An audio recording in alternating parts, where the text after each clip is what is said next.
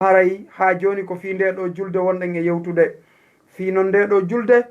iɗon geli ko hanande famede fi mum, ko hanande toppitede fi mum, ko hanande andede fi mum. hiɗen andi ko honɗum karama koɓɓe maki e fi ndeɗo julde. ndeɗo ko jeyande e ko ɓuri mawnude e dewe ɗen. si tawi neɗɗo o wawi toppitade ndeɗo julde, o wawi ñinnude ndeɗo julde, haray tigi tigi on o waway heɓude nafa ka dina makko moƴƴa, wono andirɗen noon ayeje alqur'ana arɗe ɗen ko supporti ndeɗo julde kono ɗuuɗi. haray musidɓe julɓe tedduɓe, ko saɗi moɗon ko tooli moɗon e oɗo radio Tamata FM. haray meɗe wiya on ko saɗi moɗon ko tooli moɗon, hiɗo weltana, hiɗon duwana, hiɗon jarna. haray kadi ɗo weltano ɓeɗo journaliste ɓe meɗen, ɓeɗo kipanɓe en oɗo radio ha e hooreɓe maɓɓe ɓen fof. haray tigi tigi on hiɓe weltana kamɓe kadi fota ɓayru ɓe wallitike dina kanka men ɗo. haray noon mono walludema ka dina ma, an kadi wawu wallitademo e ko o jokki kon. publicité ji mon ɗin adde ka radio ɗo, haajuji mon ɗi radio gaynanta on ɗin adde ka radio ɗo. haray oɗo radio Tamata FM himo watta e sooke moɗon ko tooli moɗon e makko. haray numéro ji ɗin kadi no ɗo. haray en jonnoyay numéro ji ɗin ka lannode fiyo on wawu hendade ɗiɗo numéro ji, wawon addude publicité ji mon ɗin e oɗo radio. haray meɗe wiya on oustaz, tafaddal ya oustaz. bismillahi rrahmani rrahim, alhamdulillahi wa kafa, summa salatu wassalam ala nabiyihi lmustafa muhammadin bin abdillah wa ala alihi wa ashabihi wa man istanna bi sunnatihi wa nahja bi nahjihi ila yawmiddin wa ba'd. fa inna astaqal hadis kalamullah wa khayral hadi hadi muhammadin sallallahu alayhi wa sallam wa sharral umur muhdathatuha wa kullu muhdathatin bid'ah. na'udhu billahi minal bid'ah wa minan nar. nuhayyikum bi tahiyyatin islamiyyah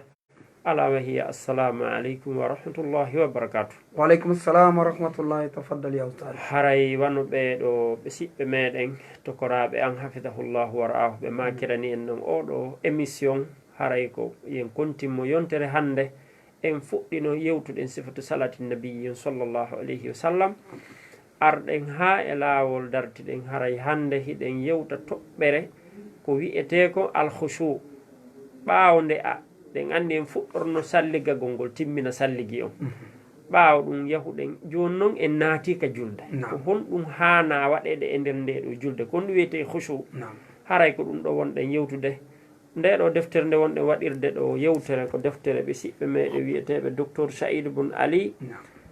bun Wahb al-Qahtani, ko ɓeɗo windani hisnul muslim. haray ko hiɗen waɗirde ndeɗo yewtere e sengoɗerol ila sengoɗerol sappo wonɗen e ƴettude yewten ko wiyete khushu, yankinagol. andi Allah subhanahu wa ta'ala wi en qad aflaha almu'minun alladhina hum fi salatihim khashi'un. allahu subhanahu wa ta'ala on o maliɓe yimɓe gonɗinɓe, yo Allah waɗu en gonɗinɓe. amin. haray ɓen tawɓe ka julde maɓɓe hiɓe yankini ko honɗum no wiyete alkhushu. haray oɗo karmakojo wiyeteɗo al Jurjani rahimahullah himo mari deftere wiyetede at ta'rifat lil Jurjani. o yewti e sengoɗerol 132 ko wiyete kon khushu. ka fi istilah ko karamakoɓe ngal ɗo gandal. karamakoɓe figuɓen ko wi khushu kon o inni an ilqiyadu lil haqq, ko ɗowrogol gonga, jokkugol gonga tabita e muɗum. o wi'ama ɗon noon kadi huwal khawfu da'imu fil qalbi. wi'ama kadi ko kulol duumingol wonaygol ka nder ɓernde. wi'ama kadi qila anna al abda idha ghadiba aw khulifa aw rudda alayhi istaqbala dhalika bil qabul. jon noon ɓaawde en faamude ɗum ko innete khushu, ko ɗoworgol goonga ma ɗum kulol duumingol wongol ka ɓernde. wi'ama ɗum noon hina mari maandeji. o jeeya e maandeji khushu on yankinare nden honɗum o jaɓɓorangol jaɓɓimo e faljere nden. o ndaari o tawi hi nde faljere ko goonga, ko faljere. o jaɓa noon konko o rutta o jaɓɓora ɗum jaɓugol. ɗum wiyete alkhushu, maandeji muɗum ɗi. imam ibnul qayyim rahimahullahu ɓeɗo ɓe maaki hande ɓeɗo ko janggana ko ɓe cheikhul islam ibnu taymiyata rahimahullah haray ɓeɗo no mari deftentede madariju salikin haray ɓe yewti ka sengo ɗerol temeɗɗe capanɗe joyyi e nogay e go'o e nde ɗo deftere maɓɓe komo jallaɗo ɗiɗi deftere nden ɓe maki alkhushu qiyamul qalbi bayna yaday rabbi bil khudu'i waddul ɓe wi ko wiyete khushu ko yankinagol ɓernde nden yani ko daragol ɓernde nden fewta Allah subhanahu wa ta'ala fewtiramo honɗum yankinanagol mo e hoyinkinagol mo mana sa fokkiti nde ɗo sa naati e ndel ɗo julde a habbiri a wi allahu akbar a innali allahul a'zam a innali allahul azim a wi allahu akbar ko Allah ɓuri mawnude e ko mawni kum fof ko Allah ɓuri mawnude miijitoɗa ngol konngol ko honɗum mi wooli ko Allah mi mawnini ɗo Allah no mawni ko kanko jeyimmi kami dari ɗo tagimmi waɗaninmi ko waɗante fof jeyi ndi leydi jeyi ngu kammu jeyɗe pelle jeyi kala ko jeyete ka hoore leydi ɗo waɗa ɗum ka ɓernde ma fewtina ɓernde ma nden e Allah subhanahu wa ta'ala mawninamo yankinanoɗamo o andi fillama neɗɗo goto jeeyaɗo e taabi ɓe ma sahabaɓe goɗɗo e maɓɓe e nder juulirde wonde e nder Irak himo juula e nder ko o woni juulde kon juulirde nden taƴiyani serago fof taƴiyani Allah waɗi telenka o woni ɗon helali o andali ɓeya doggi iwi ka makiti nani ko juulirde nden uni kon ɓe aɗa ɓe tawi himo sujji ley toon ɓe habbimo ha o gani juulugol ɓe wi ande juulirde yanirino o bange ɗo tigi tigi on an ha joni hiɗa sujjiga o wi min miɗo juulde mi andali subhanallah ka o darino o fewti Allah subhanahu wa ta'ala o waɗi ɗum ɗo o ƴetti ɓernde makko nden o fewtini Allah o yankinani Allah tawi o famani juulirde nden uni ke sengo go fof ha fillama kada e goto e taabi ɓen so darke soro min hayati tabi'in le docteur Abdourahmane Ba'asa Ra'afatu Ba'asha ka soro min hayati tabi'in tabi'ije go kadi heɓuɗo nawnare koyngal tawi koyngal ngal ko ma taƴe urwa bun nam ɓayi hewti ka koyngal ngal taƴete o wi he acce ha mi fuɗɗo juulugol taƴon koyngal an ngal ko ɗon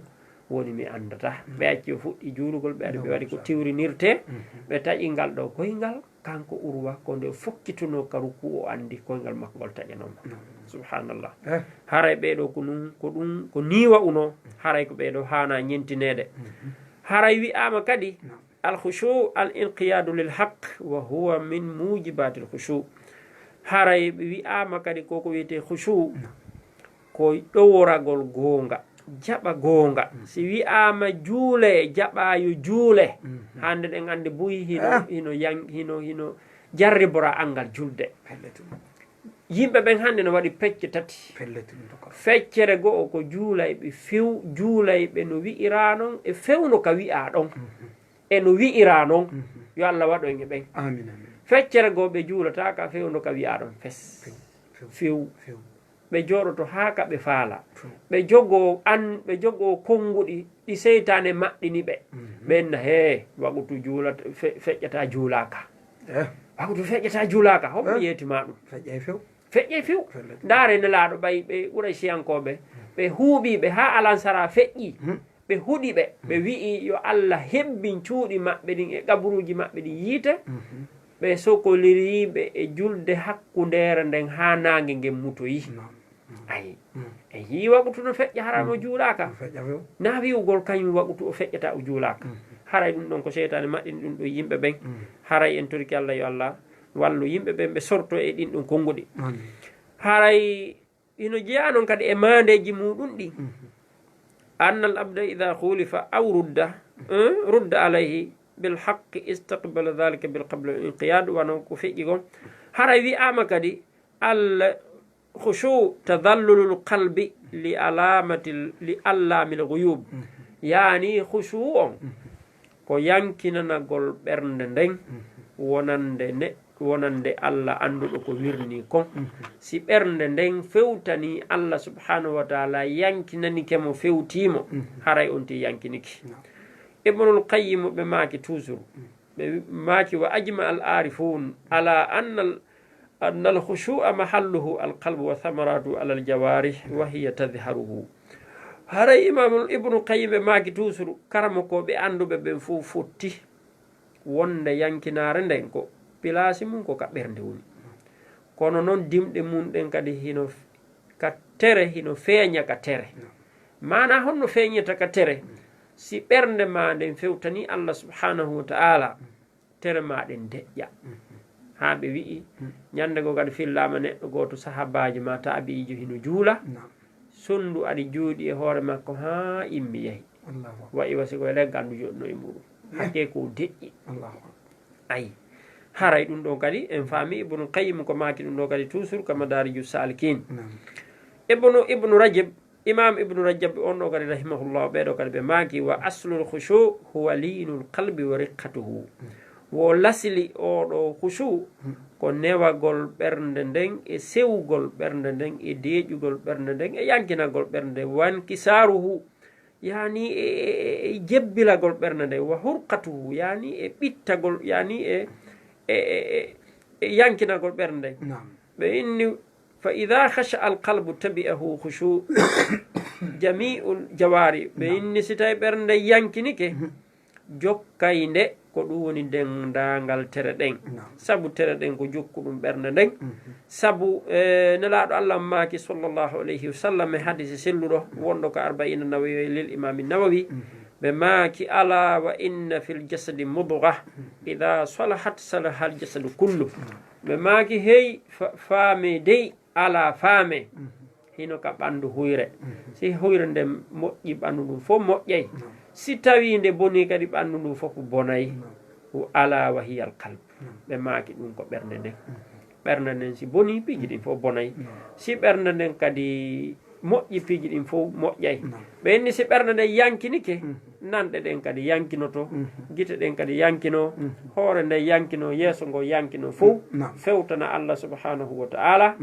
he ɗen andinelaɗo ɓe makayno kadi ka ruku maɓe ɓe maka allahumma laka raka'atu wa bika amant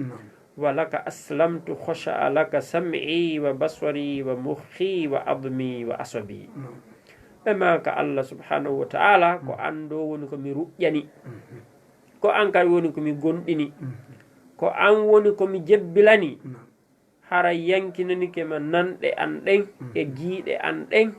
kañumma e mukhi yani mbuso an gon ko woni kandir ƴi'e an kon e ƴi'e an ɗen e ɗaɗi an ɗin e riwaya go wa mastaqallat bihi qadami e konko yani konko teppe an ɗe rondi haray dartoɗen ɗo ka tariful khushu haray mahen fadlul khushu ɓural yankinare ɓure muɗum nden ino jeeya e ɓure yankinare nde goo on kala ƴettuɗo ɓernde mum nden fewtini Allah subhanahu wa ta'ala fewtini alhaali makko on fof e makko Allah subhanahu wa ta'ala jaɓɓanaymo dewal ngal Allah jaɓɓanaymo julde nde oɗo hadis oɗo amru bun absah assulami hadise juutuɗo ino hadise on kanelaɗo Allah maki sallallah alih w sallam فإن هو قام فصلى فحمد الله وأثنى عليه ومجده بالذي له هو له أهل وفرغ قلبه لله إلا انصرف من خطيئته كهيئته يوم ولدته أمه حديث الإمام مسلم في الليمو حديث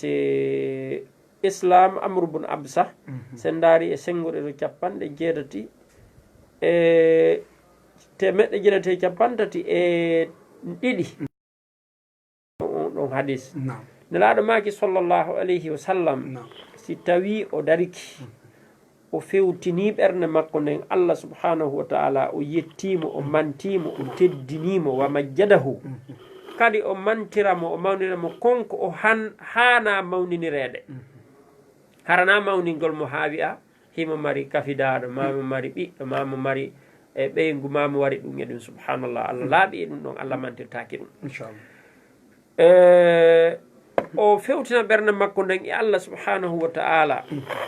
si o gayndi nden julde ɗon o iwata ɗon si wona Allah yafantoma bakkatuji makko ɗin fopp wa awa ñande yumma makko jibinimo Allahu akbar aray yi nafoore honnoto ko nafoore molanande pellet e yii si on tigi waɗi ɗum ɗo haray ko ɗum ɗo heɓata yo Allah arsi koyen ɗum amin hadise ɗimmo on ko nelaɗo Allah maki sallallahu alaihi wasallam ɗo kadi ko hadith Uthman bun Affan wonde ñande sanga sayyidina Uthman bun Affan salligi timmuɗo on say o inni ra'aytu rasulullahi sallallahu alaihi wasallam tawadda'a nahwa wudu'i hadha thumma qala من توضأ نحو وضوء هذا ثم صلى ركعتين لا يحدث فيهما نفسه غفر له ما تقدم من ذنبه أو كان متفق عليه هذا حديث ko fottare mun Imam al-Bukhari o yaltini mo ko deftere mabbe asengol temere capanɗe jeego e nayi Imam Muslim kadi yaltini mo ka kitabu tahara sengoɗo temeɗɗiɗi e capanɗe nayi e jeego so ndaari ɗon o yiye ɗo on hadis kamɓe sayyidina Usman bun Affan radiyallahu anhu wa ardahu dhunnurayn ɓeɗo ɓe maaki ɓe nanine laaɗo no maaka kala salligiiɗo sifa on salligi maɓɓe ɗon refti on tigi juuli darɗe ɗiɗi hara o yewtaali wonki makko kin e nder ɗeɗo hay hunde yani hara o miijaaki si wona fii Allah o miiji Allah yafantoma bakkatuji makko ɗin konko ardini konko sakkintini ayi Allah yafantoma ɗum bakkatuji ɗin en toriki Allah yo Allah yafanoy amin haray en faami hadise ɗi mon kadi mo waɗi ɗum haray ko ɗiɗo baraji o mari yo Allah arsi koyen ɗum hadise tammo on ko hadis oɗo kadi toujours sayyidina Uthman bun Affan qala o maki kanko sayyidina Uthman sami'tu rasulallahi sallallahu alayhi wa sallam yaqul ma min imri'in muslimin تحضره صلاة مكتوبة فيحسن وضوءه وخشوعها وركوعها إلا كان كفارة لما قبلها من الذنوب ما لم يأتي كبيرة وذلك الدهر كله هذا حديث كده إمام مسلم في الليمو ككتاب الطهارة كبرال سالجي أم سينغود لو تيمئدي إتشابان تيمئدي يعني temeɗɗiɗi e nogay e jeɗati haray oɗo kadi kanko sayyidina Uthman kadi o maakine laaɗo o nanine laaɗo no maaka on andi hadiseji ɗin fou ɓurɗe marde doole ɗen tokora ko hadise wi'eteɗo ra'aytu e sami'tu ɗeɗo ɓuuri marde doole mi yii mi nani sahabaɓe go tentinayi inna sami'tu bi udhnayya hatayni mi naniri ɗi noppi an ɗo ɗiɗi maɓe inna honno maɓe inna ra'aytu bi ummi ayni mi nani mi yi'iri ɗe gite an ɗo sayyidina Usman bun Affan ɓeɗo kadi ɓe maaki nelaɗo maaki ɓe nani nelaɗo maaka ala neɗɗanke julɗo mono tawa ɗum waɓutu on o salligi timmuɗo o timmina ruku makko e sujudu makko si wona on waɓutu laatantamo ko ittantamo bakkatuji ko atti ɗum ɗon en tant que o yahaale e bakkatuji janni ɗin haɗa bakkatuji so koy Allah yafantamo koye ha koye laaɓa poyi o wi ko wana noon e gurdam makko ɗan fo addahar no wona alhayat no wona addahar no wona assana no wona hitande nden fof ko noon no wona gurdam makko ɗam fof andi hadise goo inni kala man sama ramadan watta ba sitta min sabr kan ka siyami dahar wona gurdam ɗam fof ɗo kadi addahar ɗo ko goto o inni haray wona gurdam ɗam fof siko noon o woni gollire dewal ngal Allah yafantoma bakkatuji ɗin haray yo Allah arsi ko en ɗum hadise nayaɓo on nelaɗo Allah mo maki kadi hadise Uqbata bun Amir al ansari radiyallahu anhu أنه سمع النبي صلى الله عليه وسلم يقول ما من مسلم يتوضأ فيحسن وضوءه ثم يقوم فيصلي ركعتين مقبل عليهما بقلبه ووجهه إلا وجبت له الجنة حديث هكتي ɗon ko yetto en kala juuluɗo darɗe ɗiɗi fewtini ɓernde mum nden e yeeso mum gon e aljanna on e honno e julde nden waɗantomo aljanna hadisi Uqba bun Amir al ansari o inni o nanina laaɗo hino maaka sallllahu alayhi wa sallam ala julɗo mo hino salligo moƴƴina salligi on o daro o juula darɗe ɗiɗi o fewt haray mo fewtindinde ɓernde makko nden sona waɗɗanto mo aljanna on haray oɗo hadisi kadi komo fillani emo ko imam muslim esengoɗe ɗo 250 haray kala ko yewtete noon inchallah en wowlay ka ittuɗen donc ɗon on ɓurtama weltanede kadi nde tawde hiɗon makude makon kadi ka iwi ɗon haray kala faalaɗo yanñude o yanñoyay kala faalaɗo darude o daroyay kala faalaɗo ɓeyditade o ɓeyditoto haray ko ɗum waɗi ɗum ɗon kadi meɗen ɓurte o weltanade haray mi weltanike on fota oustage e oɗo mawdo haray yo allahu yoɓoyn en fof ko ɓuri e moƴƴude en joddi tigi tigi on haray nde ɗo julde ko ni nde hana naɓɓirede si julde nden heeɓi ke yankinare nden heɓaki haray ko ella haray noon nde ɗo yankinare e ɓural nde ɗo julde kañum kadi en ɓeydike ɗo fota fota kono hiɗen andi hande ɗiɗo appareil ji men no bonnande en kadi ɗiɗo yankira nareji e nde ɗo julde haray jama on yo watta yila en andi nafoore nde ɗo yankinare haray tigi tigi o yo jama on watta yila e ɗiɗo appareil ji maɓɓe moƴƴa moƴƴa haray ɓurɓe wattande yila goono ton kamɓe ɓe wiye ko vibration on ɓe waɗata kono ɗum kadi itta e haqqille ɗen ka julde si ɗum vibri ka jiifama wonay saabu vibra kañum kadi ka kawtal ma mo daruduɗa on ɓayru vibration ji goo yiɗi foori ha tawata ɗi feƴƴay ka jiifa ma ɗi hewta jiifa o yas tawi ɗon kolodiri ka julugol ma ɗum si tawi kaka gatal wallinɗa si vibri ɗon kadi waɗay hito haray ɗon ko ɓuri moƴƴude ko yaɗanni few ma itta hara vibrata waɗata ɗuma few haray ko ɗum ɓuri moƴƴude nde ɗo yankinare e nde ɗo julde haray wattane yila e muɗum wattane yila e muɗum moodi tigi tigi on mo ari ha habbiri takbiratul iram moodi yo o mawnin koko o waɗi ɗo o anda ɗum ɗo no mawni o heɓata kadi wako fotata e ɗum ɗo mawnude o anda ɗum ɗon o itta ka haqqille makko few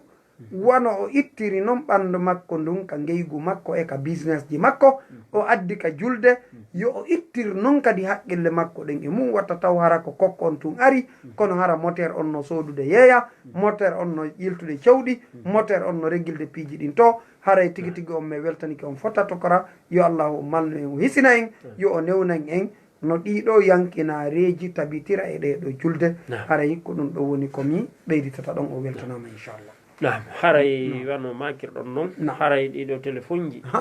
ino lorrude moƴƴaw sa jogui deftere nam to sew kereni nde wi'i ɗon almahmoul ni'matun am niqmatun nam lawodi sa ɓe wi ene o téléphone o portable ɗum ko nemani ka ko lette ko ɗum woni unwan deftere nde allahu akbar ñande goo en waɗerende ɗo émission yewten fiiɗi téléphone ji ɗum noon haraw neɓinal ɗum to ɗi téléphone ji hiɗi lorrude moƴƴa no woniri ɓe yewti ɗon nafoore téléphone ɓe yewti ɗon lorra téléphone molanaka no woniri haray en waɗa yewte ñande goo fi majji inchallah ko neeɓa inchallah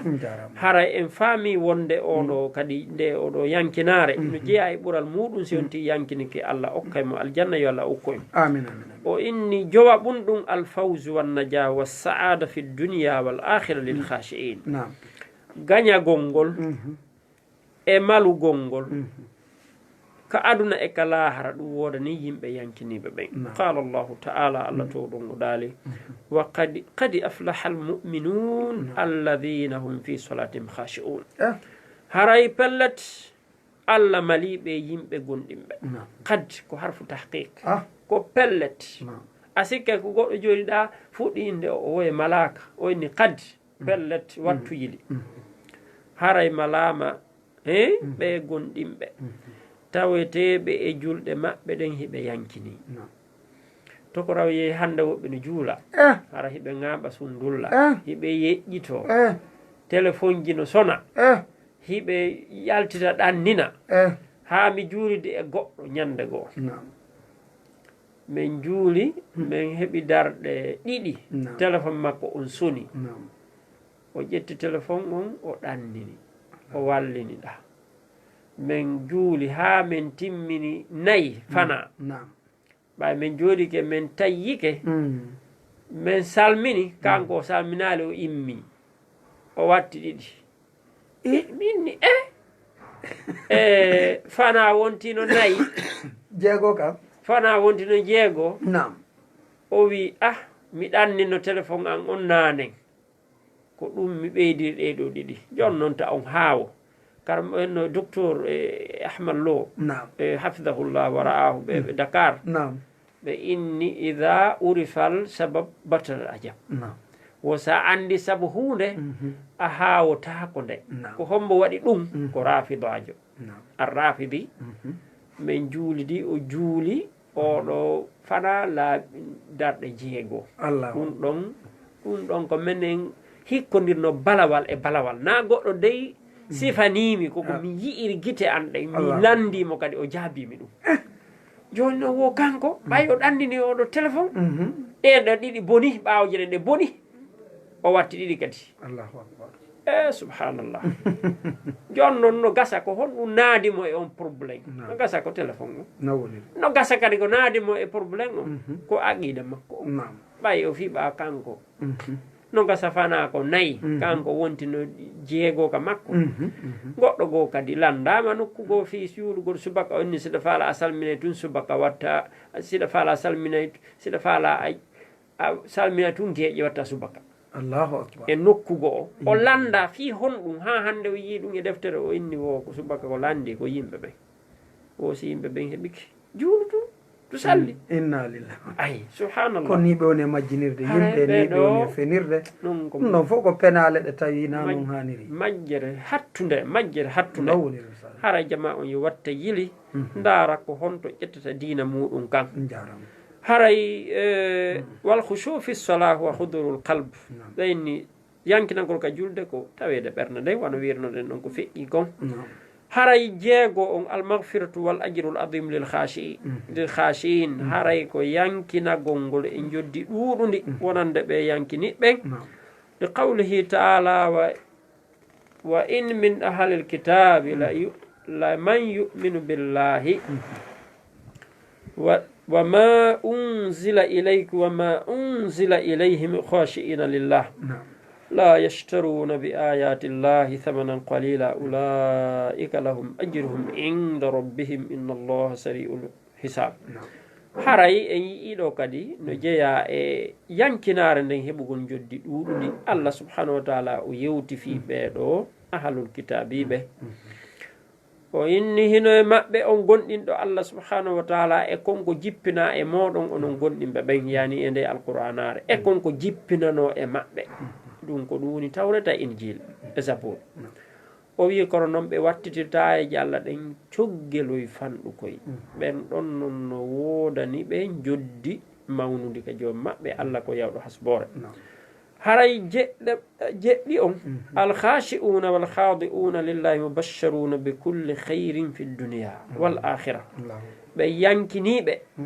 yankinaniɓe Allah subhanahu wa taala ko ɓe weltiniraɓe kala moƴƴere ka aduna ɗo e ka lahara ɗo Allah subhanahu wa taala wi en e suratu hajj o inni wa li kulli ummatin ja'alna mansakan liyadhkuru isma allahi ala ma razaqahum min bahimatil an'am fa ilahukum ilahu wahid falahu aslimu wa bashshiril mukhbitin o inni hino wodani kala mofte umma min waɗaniɓe laawol ka ɓe rewirta Allah subhanahu wa taala ɓe janto inde makko o inni fiya ɓe janto inde Allah e konko Allah arsike ɓe immolde e muminemoraɗi o wino reweteɗo moɗon on ko reweteɗo goto pet ko kanko hanuɗon jebbilanade falahu aslimu yani jebbilanama o wi weltanir ɗum ɗo yankiniɓe ɓen oɗo karamokojo Raghib al Asfahani oɗo karamokojo molanaɗo rahimahullah oɗo maki alhabtu almutma'innu min al ardi o wi ko wiyete habtu yani muhbit koko jippiti e leydi ko leydi luggitundi seeɗa o jon noon ɗum ɗo gollitirgol newende e yankinanagol Allah subhanahu wa taala o nokkugo o inni wa akhbatu ila rabbihim ɓen yankinaniɓe joomi muɗum ulaika ashabul jannati ko ɓen tigi woni yimɓe aljanna ɓen hum fiha khaldun ko to woni koɓe yankino ko to woni koɓe luttinoyte wa bashshiril mukhbitin o wi almutawadi'in ko yankinaniɓe Allah ɓen nokkugo o inni alladhina inda rabbihim inda rabbika la yastakbiruna an ibadatihi ɓen ɓe tawetake ɓe mawnintinta ka joomi maɓɓe yani nokku goo o inni fa tuhbita lahu qulubuhum yankinanoɓe ɓerɗe maɓɓe ɗen ay ko won ɗum wal ihbatu huna qaribun min alhubut fi qawlihi taala wa inna minha lama yahbitu min khashiyati llah haray newagol ngol yankino o inni ko ente ihbatu kon hino ɓatti e jippitagol jippitano allah andi taabi ijo gooto ñande goo o salligoto tun ma sahabajo o salligo tun o sansa seeɗa tawa himo wondi e yomere himo wondi e yankinare e jippinkinare goɗo goo landimo fii ɗum o wi hiɗa andi ko yeeso hombo muni daroyago joni miɗo daroyaade bayna yadey rabbu samawati wal ardi annduɗo gunɗo an e kene an ko ɗum waɗi ko mami warrani si miɗo dari yeeso on ɗo mami warra noon haray aren ɗo ngol konngol ɗo ibnu mandour daroɗen ɗon uddite ligne on inchallah fa qala ibnu mandour oɗo kadi o maaki ka lisanul arabe deftere inten lisanul arabe deftere luga o inni alhabtu matma anna min al ardi wattasa onte koynte habtu ko ley yani ko leydi newindi luggitundi yaajitundi yani o firi kankadi wa akhbatu ila rabbihim ay tawada'u ɓe yankini kala al farra oɗo kadi ko jeeyaɗo min ahli luga o inni takhashsha'u li rabbihim ɓe yankinani joom ma wa akhbata khasha'a wa akhbata tawada'u wa kilahuma min al khabti o wi akhbata e tawadu fof ko mana goto ko yankinanagol allah subhanahu wa ta'ala haray en faami nokkugo onno duwawugo kadi ari ka allah da kannaɗo maaki waji alni laka muhbitan ay khashi an muti'an nelaɗo maaki allah waɗan komi yankinaniɗo ma yani khashi an muti'an yani yankiniɗo ɗoftiɗo wal ihbatu al khushu wa tawadu haray ko inte ko ɗum woni ihbatu ko yankinagol e newinkinagol ibnul athir oɗo kadi karmakojo molanaɗo o maaki waji alli laka muhbitan o kankadi o firi oɗo muhbitan o inni khashi an ka yankinagol ɗoftaniɗo allah subhanahu wa taala haray ko ɗo woni daragol uddite ligne on inchallah on jarama fota oustage haray mi weltani ko yo allah subahanahu wa taala yoɓon ko ɓuuri moƴƴude joddi haray musidɓe julɓe tedduɓe wona o guelorɗon noon haray ko tamata fm wonɗen haray tigui tigui on ko tooli moɗon e oɗo radio 92.6 haray numéro ji ɗin hinoɗi ɗo fi yon wawu noddude 676 33 99 e 628 49 75 83 haray ko tooli moɗon ka radio tamata fm inchallah. Naam, assalamu aleykum wa rahmatullah. Naam, ko homɓe wonɓe on to awa ko tooli moɗon cheikh alpha omar haray yo allah waɗi jikku mon on jikku seydna oumar yiɓe jenti o inchallah.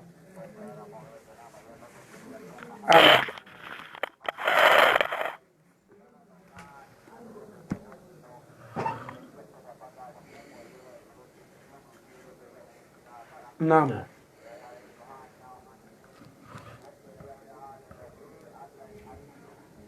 Naam.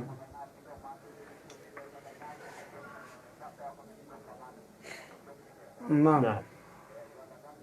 Amin amin.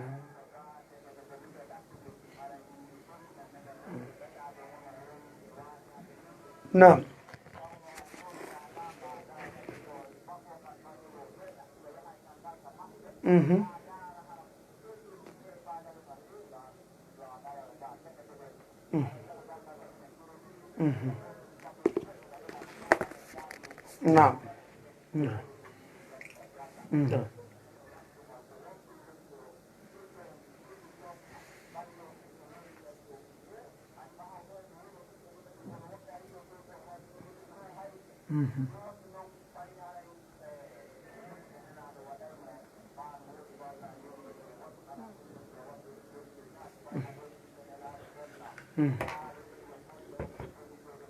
Naam.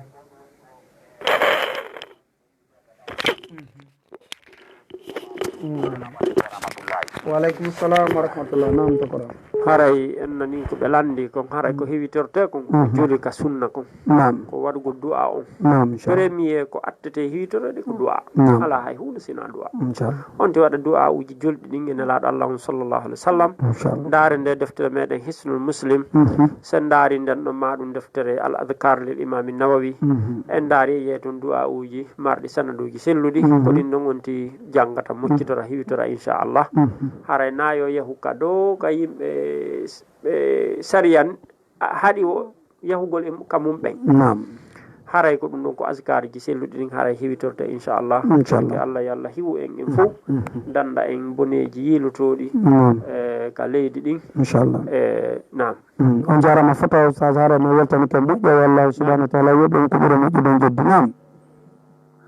assalamu aleykum. waaleykum salam wa rahmatullah ko hunde wonde on to Kolek Idris on ɗo Asia. ko toli moɗon Cheikh Idris hara on weltanama fota inchallah walla waɗi jikko mon en jikko annabi Idrissa nam awa sila lattoɓe ɗon honno fii o duwa wonɓe ɗo ka ruku ɗo subhana rabbi al azim on no wawi waɗ si on tigi jangima ɓeyni sino wawi waɗugol oɗo duwa subhanaka allahumma rabbana wa bihamdika allahumma ghfirli fa ko ruku goto on ma sujud ma o wonɗo leyɗon honno subbuhun quddusun rabbul malaikati warruhi on kadi tawi sino wawa wonode ɗo ara mi weltani on fota on jarama fota weltanama shukran noon ɓe jenti noon ɓe shukran barakallah haray en nani ko ɓe wi ko eɗen andi du'a ujinno ka hisnu muslimu ɗon wono ɓe addiri ni karamokoɓe goo no wi'i no sella ka hawtitaɗi kono ɓurɓe ɓe wi'i koya naya hawtuɗi sa ƴetti subhan rabbil ala on subhan rabbil adimi on wonde wawi wadde on wonde adda subbun hon quddusu rabbul malaikati warruh wonde adda subhanaka allahumma wa bihamdika allah maghfirli wonde waɗirani wonde waɗirani ara hawtitalɗi karama koɓe bo inni ko ɗum ɓuuri moƴƴude ko billahi tawfiq nam ko min Mouhamadou Ali mo bari alhamdulillahi nam chat ok mi falandeɗo ɗon ma kadi kon metani ko moƴƴa bayanamo moƴƴa yettere nden mi laabi moƴƴana ala barka yallah yoɓon ko moƴƴi onon kadi amin hara mi falandagol on ɓe woɓɓe goo mi tawi des fois on ɓe yeyi ɓe quoi mi toraniɓe mi toraniɓe ñamete ɓe wiya ko kamɓe nabbi ke mi toraniɓe marseille woɓɓe ma si tawi soodi adi ke toraniɓe ɓenna mattata ɗum noon ma ɓena wayi ɓena on oji gotta kadu quoi ɗum noon konu waton halango men si ɗum noon ko ɓañinoɓe moƴƴa moƴƴa innugol ɓeɗo kadi so toronima marseille ɓeɗo tornima mattata arɗon mi falen fañinna ɗum noon famike toni jonta kara ɗum jakumullah hayran yallah yoɓo ko moƴƴi amin inchallah haray ɗum ɗon ko hunde nde haana ko ɗum ɗon ko jeeya ɗum e sirkuji ɗin hara yimɓe ɓen yo accu ɗum ko Allah hoolorte tawi aussi oɗo fuɗɗani kelan marsata si oɗo fuɗɗani kelan marsay woɓɓe goo innay ko danejo si fuɗɗike ma sodande a marsi ma sa inniti goɗɗo bimbi a heeɓi probléme sa inniti ɓeɓe a heeɓi probléme woɓɓe on andi tokoro hay ɓiɓɓe maɓɓe ɓen ɓe immitata bimbi inna ko jiwum an ɓale hum ma ko daɓɓum ma o gorko ɓalejo ɗoɗa o juutuɗo ɗon fof ko sirkuji ara yimɓe ɓen yo accu ɗum ɗon yoɓe hooloro Allah subhanahu wa taala yoɓe ɗaɓɓu makiti marsowo hara ɓe hodali yimɓe ɓen ɓe janfaki ɓe ɓe yaha kadi e liye ka marsata hara ɓe yeeyali kadi ko harmi ko ɓe wona welɓe hunduko andi Allah daali wa qulu linnasi husna wolana yimɓe ɓen ko moƴƴi si ɓe waɗi ɗum bisinillahi ɓe marsinayi hara ɓe naali si mi fuɗɗori oɗo marsata si oɗo fuɗɗike marsay hara ɗum ɗon fof ko piiji sirkuji ɗi Allah haɗi ma anzalallahu biha min sultan haray neɗɗo yo woɗɗito ɗin ɗon o ɓatto e defte tawhidi ɗen o janga o tabita ɗum e innugol koyngal an hande no maƴa mi yahay nokkugo ma yitere an no maƴa mi wullay ma no riɓa ma nowru an no henga ma sondu ara waɗa hito ka hoore suudu ma inna he aɗo marsali ɗo on nani wowri ma yaha tun siko fuuta fotta e woɓɓe inna yomi yilto ko sirkuji ɗin